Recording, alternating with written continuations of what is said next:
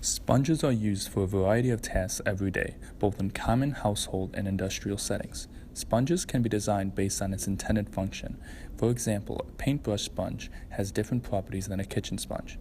Kitchen sponges need to be able to absorb liquid spills, whereas paintbrush sponges should only absorb a thin layer of paint. Chemical engineers can alter a range of properties such as the sponge, material, porosity, or shape in order to satisfy the needs of their customers. In our experiment, we will explore how mass diffusion through sponges is affected by sponge pore size and varying fluid conditions. For this experiment, you will need a hot plate with magnetic field capability, approximately 500 milliliters of olive oil, a large beaker or container, a 500 milliliter graduated cylinder to be used for accurately measuring and pouring fluids into the beaker, sponges of varying pore size, and a magnetic spin bar. Our experiment will explore 5 different cases. The first 4 cases will be done with sponges of the same pore size. We chose a regular kitchen sponge for these cases.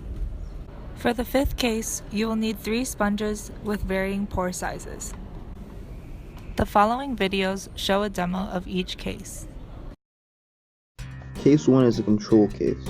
First measure 400 milliliters of water in a graduated cylinder. Then pour it into a larger container. Submerge the sponge into the water. After a full minute of being submerged, remove the sponge from the water and measure the change in volume.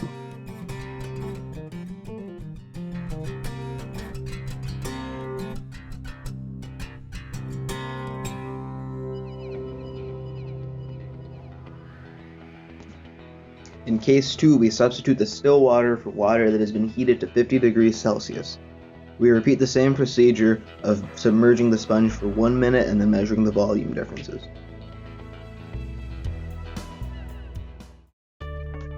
In case 3, we explore the effects of viscosity and volume change by substituting the water with olive oil and measuring the volume changes after a full minute of being submerged.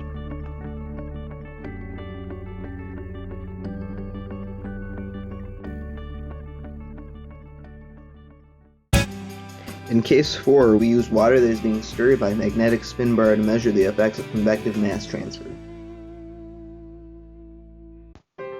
In case 5, we measure the effects of pore sizes changing with 2 sponges that have increasingly smaller pore sizes. And after a full minute of them being submerged, we measure the volume changes.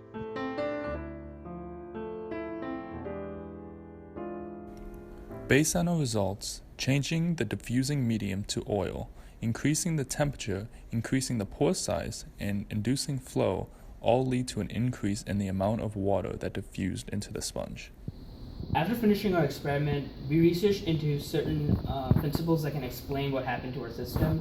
As you can see in the first equation, it gives you the diffusivity in solid material. Although our sponge was porous, we thought that diffusivity in a solid would be a good enough approximation to make predictions. As you can see from the equation, if the temperature increases, the overall diffusivity will increase based on the mathematics. And we think that this equation explains why there was greater amount of diffusion to sponge when we place the sponge in hot water. The second point shows that the oil has a greater surface attraction. This is so because when we dunk the sponge in oil and we pulled it back out, we noticed that the oil tended to stick to the sponge more and the water used to flow a little bit. Therefore, we think since there was a higher surface attraction between oil and the sponge, there was much larger diffusivity of oil into the sponge. Number 3 says that the mass transport is equal to the mass transfer due to diffusion and plus the mass transfer due to convection. Therefore, we believe that when we dunked the sponge in the fluid that was moving, we had a higher rate of mass transfer because now there are 2 modes of mass transfer occurring in the system.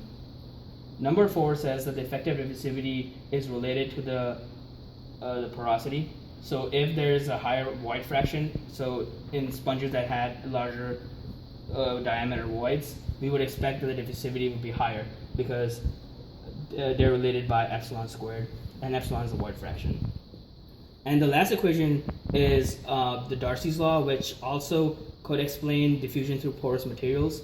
The law says that as long as the difference in pressure remains constant in the system, the diffusion will be only affected by the permeability of the material and the viscosity of the material.